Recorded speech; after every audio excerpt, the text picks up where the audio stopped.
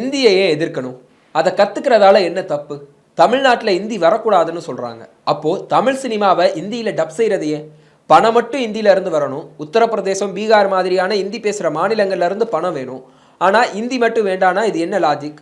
இது அநியாயம் இல்லையா? இந்த பேச்சை கேட்கும் போதே ஏதோ வடநாட்டில் இருக்கக்கூடிய ஒரு பாஜக அமைச்சர் பேசின பேச்சு மாதிரி தெரியலாம். ஆனா அதுதான் இல்லை.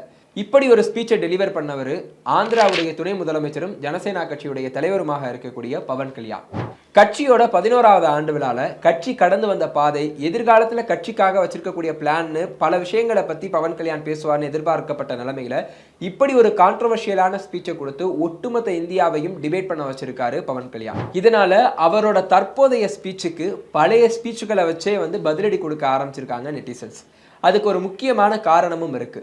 பவன் கல்யாண் இன்னைக்கு வேணா முழு சந்திரமுகியா மாறி பாஜகவுடைய கொள்கைகளுக்கு பாதுகாவலனாகவும் சனாதன தர்மத்துக்கு பாதுகாவலனாகவும் பேசிட்டு இருக்கலாம். ஆனா அவருடைய ஆரம்ப கால அரசியல் அப்படி இல்லை. ஜனசேனாவை தொடங்கும் போது காங்கிரஸ் ஹத்தாவோ தேஷ் பச்சாவோ, அதாவது காங்கிரஸை நீக்குவோம் தேசத்தை பாதுகாப்போம் அப்படிங்கிற ஒரு கொள்கையோட சேர்த்து இன்னும் சில நோக்கங்களும் பவன் கல்யாணுக்கு இருந்துச்சு. அதுல ஒரு 7 நோக்கங்கள் என்னென்னு பார்த்தோம்னா, யுனைட்டிங் டிஃப்ரெண்ட் கேஸ்ட், பல சாதிகளை ஒன்னாக்குறது, பாலிடிக்ஸ் வித்தவுட் ரிலீஜியஸ் டிஸ்கிரிமினேஷன், மத வேற்றுமைகளுக்கு அப்பாற்பட்ட அரசியல், ரிவரிங் லிங்குவிஸ்டிக் டைவர்சிட்டி, மொழி பன்முகத்தன்மைக்கு மதிப்பளிக்கிறது, ப்ரொடெக்டிங் ட்ரெடிஷன்ஸ் அண்ட் கல்ச்சர், பாரம்பரியம் கலாச்சாரத்தை பாதுகாக்கிறது, nationalism that respects regional aspirations, மாநிலங்களை மதிக்கக்கூடிய ஒரு தேசியவாதம், ரிலன்ட்லெஸ் ஃபைட் அகைன்ஸ்ட் கரப்ஷன், ஊழலுக்கு எதிரான போர், development that preserves the environment, சுற்றுச்சூழலை பாதுகாக்கக்கூடிய வளர்ச்சின்னு பல நோக்கங்கள் அதுக்குள்ள இருந்துச்சு. ஆனா இன்னைக்கு இதுல பல விஷயங்கள்ல இருந்து பவன் கல்யாண் விலகிட்டாரு.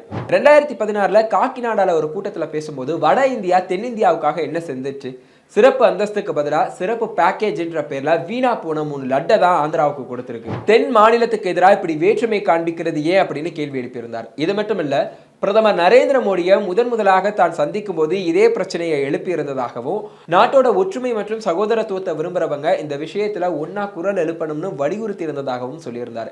அவரோட இந்த பேச்சுக்கு அன்னைக்கு ஆந்திரா பாஜக மத்தியில கடும் எதிர்ப்பு எழுந்துச்சு. பாஜக பவன் கல்யாண், பவர் ஸ்டார் பவன் கல்யாண ட்விட்டர் டைகர் அப்படின்னு கடுமையா விமர்சிச்சது. ஆனா இப்போ பாஜகவோட கூட்டணி வச்சதுக்கு பின்னாடி தேசியவாதம் பேசுறாரு பவன் கல்யாண். தமிழ்நாடு மாதிரியான வளர்ந்த தென் மாநிலங்கள் வசூலிக்கக்கூடிய வரிப்பணத்தை தான் பீகார், உத்தரப்பிரதேச மாதிரியான இந்தி பேசக்கூடிய வளர்ச்சி பெறாத வட மாநிலங்களுடைய வளர்ச்சிக்காக செலவழிக்கப்படுதுன்னு தெரிஞ்சிருந்தும் அந்த மாநிலங்களோட பணம் மட்டும் வேணுமா அப்படின்னு தமிழ்நாட்டை அட்டாக் செஞ்சிருக்காரு பவன் கல்யாண். 2017 இப்படிதான் திடீர்னு ஹிந்தி கோ பேக் அப்படின்னு சொல்லிட்டு தன்னுடைய சோசியல் மீடியா பேஜ்ல ஒரு ஸ்டேட்டஸ் போட்டிருந்தாரு. அந்த ஸ்டேட்டஸ்ல இருந்த ஆர்டிக்கிள்ல ஒரு முக்கியமான லைன் என்ன அப்படின்னா, ஹிந்தியை வளர்க்கறதுக்கு மட்டும் அதிகமான முக்கியத்துவம் கொடுத்தா பல பிரிவுகள் உருவாகும் அப்படிங்கிறது தான்.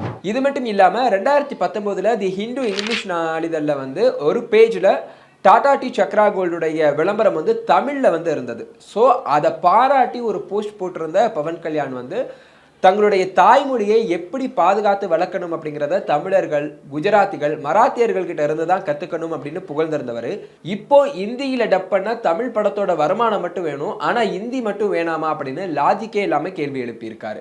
லண்டன்ல அம்பேத்கர் தங்கியிருந்த வீட்டுக்கு போன பவன் கல்யாண் அங்க இருந்த ஒரு போட்டோல அம்பேத்கர் மற்றும் பெரியார் ஒன்னா உட்கார்ந்து பேசுறத அந்த போட்டோவை பார்த்து அதை அவருடைய போன்ல ஒரு போட்டோவா எடுத்து ஒரு போஸ்ட் போடுறாரு. அந்த போஸ்ட்ல அவர் போட்டிருந்த கேப்ஷன் என்ன அப்படின்னா, தன்னுடைய கடைசி மூச்சு இருக்கிற வரைக்கும் சமூக சமத்துவமின்மைக்கு எதிராக போராடி சமூக நீதிக்காக நின்றவர்கள்ங்கிறது தான் அந்த கேப்ஷன். ஆனா இப்போ அதே பெரியாரும் அம்பேத்கரும் எதிர்த்த சனாதன கொள்கைக்கு ஆதரவாக சனாதன கொள்கையுடைய பாதுகாவலராக உருமாறி நிற்கிறாரு பவன் கல்யாண். சோ இப்படி தொடர்ந்து தன்னுடைய மாநில அரசியல்ல கவனம் செலுத்துறதை விட்டுட்டு பிஜேபியுடைய ஐடியாலஜிஸை பாதுகாக்கிறதுக்கு மட்டுமே அடிக்கடி களமிறங்கி சண்டை போடுறதுனால அவருடைய ஆதரவாளர்கள் பலரையே அவர் ஏலினேட் பண்ணிட்டார் அப்படின்னு அரசியல் விமர்சகர்கள் எல்லாரும் சொல்றாங்க. ஆந்திர மாநில காங்கிரஸ் தலைவராக இருக்கக்கூடிய ஒய்எஸ் ஷர்மிளாவும் பவன் கல்யாணுடைய ஜனசேனா பார்ட்டி ஆந்திராவுடைய கம்யூனல் பார்ட்டியா மாறிடுச்சு அப்படின்னு அட்டாக் பண்ணியிருக்காங்க. ஸோ இனி வரக்கூடிய காலங்கள்லயாவது பவன் கல்யாண் தன்னுடைய மிஸ்டேக்ஸை உணர்ந்து தன்னுடைய அரசியல்ல, தன்னுடைய கட்சி சார்ந்த அரசியல்ல ஃபோக்கஸ் பண்ணுவாரா, இல்ல தொடர்ந்து பிஜேபியுடைய மவுத் பீஸா அவங்களுடைய ஐடியாலஜியை ப்ரொடெக்ட் பண்றதுல மட்டுமே கவனம் செலுத்துவாரா அப்படிங்கிறத பொறுத்திருந்து தான் பார்க்கணும்.